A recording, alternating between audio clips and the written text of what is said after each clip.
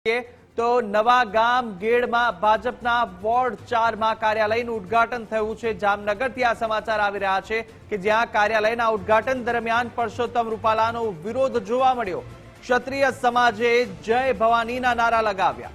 રાજપૂત સમાજના ભાઈઓ અને મહિલાઓ દ્વારા ઉગ્ર સૂત્રોચ્ચાર કરવામાં આવ્યો હતો। આ કાર્યક્રમ દરમિયાન ત્યારે પરસોત્તમ રૂપાલા વિરુદ્ધ સૂત્રોચ્ચાર કરવામાં આવ્યા અને મહિલાઓએ બેનર ફાડીને વિરોધ નોંધાવ્યો હતો।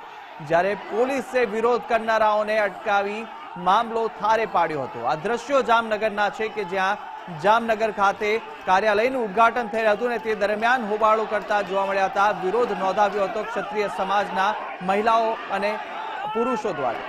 વધુ વિગતો સાથે નથુ આહિર સંવાદદાતા જોડાઈ ચૂક્યા છે।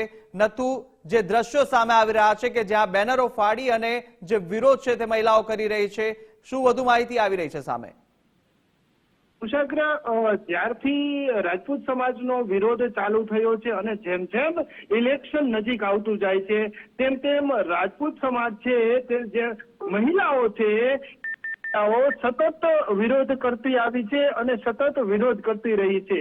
આજની વાત કરવામાં આવે તો જામનગર શહેરનો નવાગામ ગેડ વિસ્તાર કે જે મહાનગરપાલિકાનો વોર્ડ નંબર 4 નો વિસ્તાર છે અને ખાસ બાબત મહત્વની એ છે કુશાગ્ર કે આ જ વિસ્તારમાં સાંસદ પૂનમબેન માડમનો આખો પરિવાર રહે છે।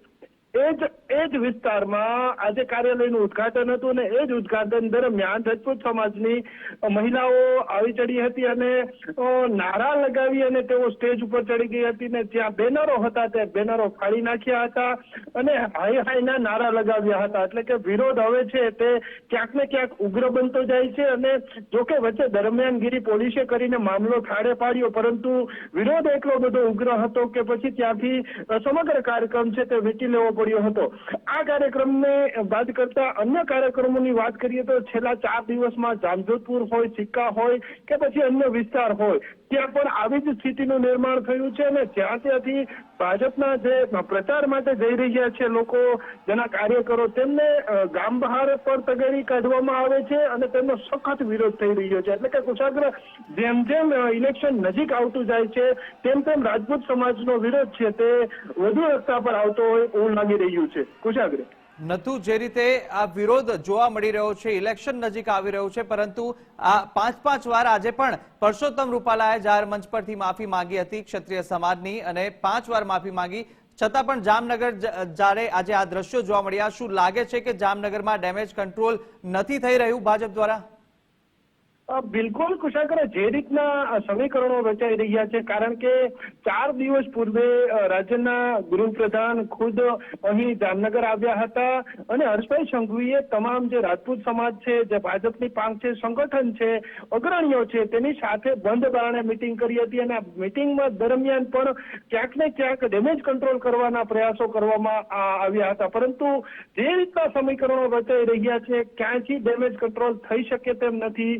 રાજપૂત સમાજે, એટલે કે જે પોલિટિશિયનો, જે અગ્રણીઓને બાદ કરતા જે છે તેને બધેને છોડીને કહી દીધું છે કે આમાં એક તસી બહાર પણ અમે નમવામાં નથી અને માત્ર ને માત્ર રૂપાલાનો જ વિરોધ છે અને એ અમે વિરોધ કરીને જ રહીશું। અમારો વિરોધ ઇલેક્શન પછી પણ ચાલુ રહેશે તેવું કહેવામાં આવ્યું છે। પરંતુ વાત કુશાગ્ર કરીએ તો આગામી તારીખ 2 ના રોજ વડાપ્રધાન ખુદ મોદી અહીં આવી રહ્યા છે, ત્યારે 2 તારીખે સમાંતર રાજપૂત સમાજની પણ મહાસંમેલન યોજાવા જઈ રહ્યું છે। એટલે કે વડાપ્રધાનની સભા અને મહાસંમેલન 2 સમાંતર કાર્યક્રમો છે। એટલે જોવાનું એ રહે છે કે હવે વિરોધ કઈ દિશામાં જાય છે, કઈ રીતના વિરોધ કરે છે, જો ડેમેજ કંટ્રોલ કરવામાં કેટલું કારગત નીવડે છે એ તો આગામી સમયે જ કહેશે, પરંતુ ક્યાંક ને ક્યાંક વિરોધ સખત અને ઉગ્ર બનતો હોય તેવું ચોક્કસથી લાગી રહ્યું છે। કુશાલ જી નથુ, સમગ્ર માહિતી બદલ આપનો આભાર।